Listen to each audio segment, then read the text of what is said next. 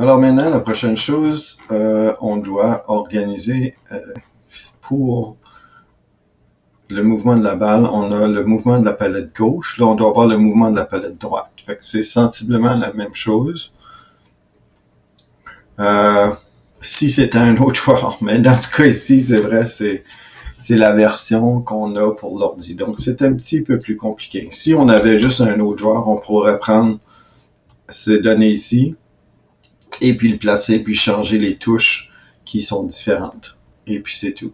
Mais parce que on a décidé de faire la version d'un joueur contre l'ordinateur, il faut qu'on ait utilisé, disons, un système aléatoire semblable à ce qu'on a fait ici, mais pour déterminer la vitesse de la palette qui va se diriger dans la même direction que la balle. On a décidé ici de faire une variable qui s'appelle BTE-ISA, puis les valeurs, c'est de 0 à 4.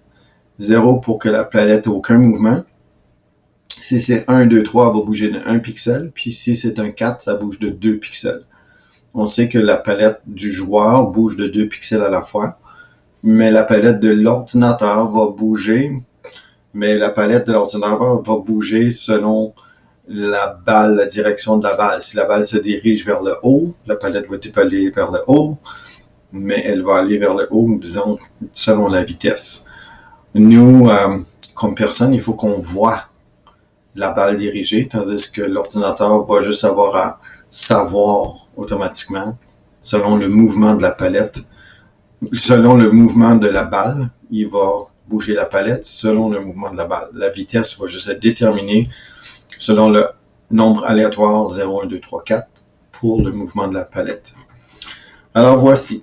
Donc on descend dans la section où on avait le mouvement de la palette. OK, mouvement de la palette gauche. Donc le mouvement de la palette droite va être généré par un nombre aléatoire. Donc ici, on doit générer. Puis on peut prendre ça ici, on l'avait fait en haut ici. Alors on peut aller chercher les données qu'on avait fait ici pour générer un nombre. Seule différence, ça va être le nombre entre 0 et 4. Alors ici, on peut copier ça. CTRL-C pour copier, on amène ici, puis on fait CTRL-V. Un nombre aléatoire entre, ici c'est entre 0 et 4. 1, 2, 3, 4. C'est ça. Donc, entre 0 et 4. Donc, ici, ton random va être 0.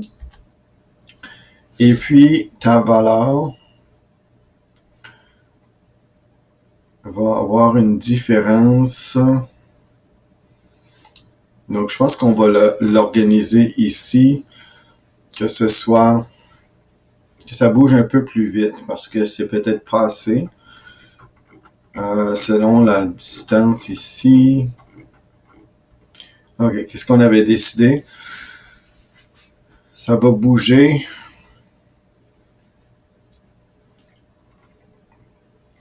OK, donc ici, au lieu de 1 pixel, si c'est un 1, ça va bouger de 3 pixels, 3 pixels, 3 pixels et 6 pixels.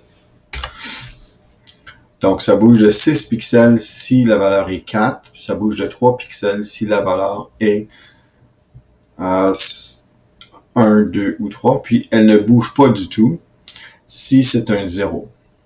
Donc, elle ne bouge pas si c'est un 0, elle bouge de 3 si c'est un 1, un 2, un 3, et puis ensuite, elle va bouger de 6 si c'est un 4.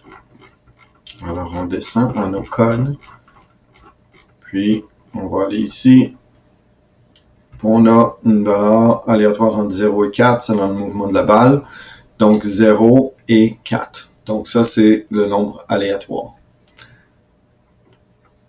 Maintenant, donc le nombre va être déterminé. Mais ce n'est pas le nombre aléa 1. Ça va être cette fois-ci le BTE. On a appelé ISA, c'est ça. Donc le intelligence semi-artificielle. Donc, c'est la façon qu'on va le faire. C'est un peu aléatoire. Le chiffre aléatoire va faire la vitesse. Alors voici. Donc le chiffre aléatoire va faire la vitesse. Je vais juste arrêter ça ici.